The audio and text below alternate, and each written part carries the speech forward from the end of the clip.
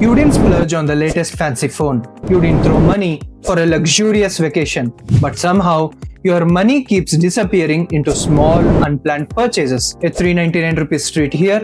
Yeah, I deserve this gadget there. One swipe at a time, multiple times, and your savings disappear into oblivion. You're not voluntarily overspending, you're emotionally self-loathing. And get this now. This emotional spending has a neurological base to it. Today in this video, we will break down what really drives emotional spending, the neuroscience behind it, and importantly, a 3-step method to finally take control of your emotional spending. Let's begin. Imagine this scenario. Each time you feel stressed, lonely, or just off, you open your favorite shopping app to find relief. And then your brain lights up. Literally. Even before you buy anything, your brain's dopamine system starts firing. Why? Because it's not the purchase that excites you, it's the anticipation of buying that releases dopamine, the feel-good hormone. This is the very definition of emotional spending.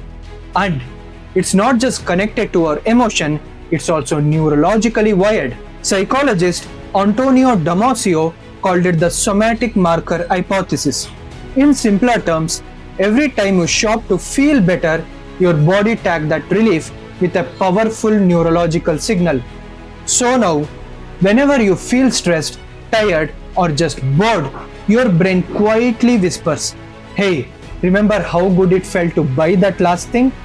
Do it again." These somatic markers involuntarily steer your decision. They bypass logic, weaken your self-control, and drive action from emotion, not reasoning. That's why you end up buying things you didn't plan, not because you want them, but because your nervous system remembers the relief you got from previous purchase. But here's the good news. Now that we understand the loop, we can break it with a 3-step new habit, and that's what we'll learn next. Emotional spending isn't just a bad habit, it's a neurological reflex built from years of emotional memory and reward signals. Now let's see how you can rewire it and interrupt the loop before your brain goes on autopilot. And to do this, you just need 3 simple science-backed patterns called feel, freeze, frame. Let's break them down. Feel. Recognize the emotional cue. You're not buying things, you're buying relief. And that feeling, it's often subconscious. Damia's research shows emotional cues activate before conscious thought. The rewire is to name the emotion. Am I tired, lonely, or just overwhelmed? Log it. Use a spending journal. What you bought, what you were feeling, what happened after. Just writing it down brings awareness to the somatic loop. Freeze. Create friction before you buy. Dopamine craves speed. Instant checkout is its best friend. Even 10 seconds of delay gives the prefrontal cortex time to regain control. The rewire is to follow the 10-24-hour rule. 10-minute pause for 24 buys, 24-hour pause for anything about 1000 rupees. Remove saved card, uninstall one-click payment option, use checkout blockers.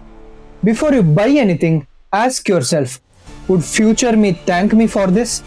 That one sentence, it restores rational control. Frame. Replace the reward. If you remove the dopamine, you need to replace it. The brain seeks reward. Remove it and it rebels. Replace it and it rewires. This is how you rewire. Create a dopamine alternative kit. Quick walk, breath work, call a friend, read a positive savings affirmation. Set up a fun fund, 1000 rupees a month for guilt-free spending. When it's gone, pause. You're not being strict, you're being strategic. Emotional spending isn't a flaw, it's just a feedback. So today, don't just try to spend less, try to feel more and freeze the loop. And if you're serious about emotional clarity and financial freedom, hit subscribe. Because at Think Rich with Vishak, we don't fight our brain, we understand it, rewire it, and win with it.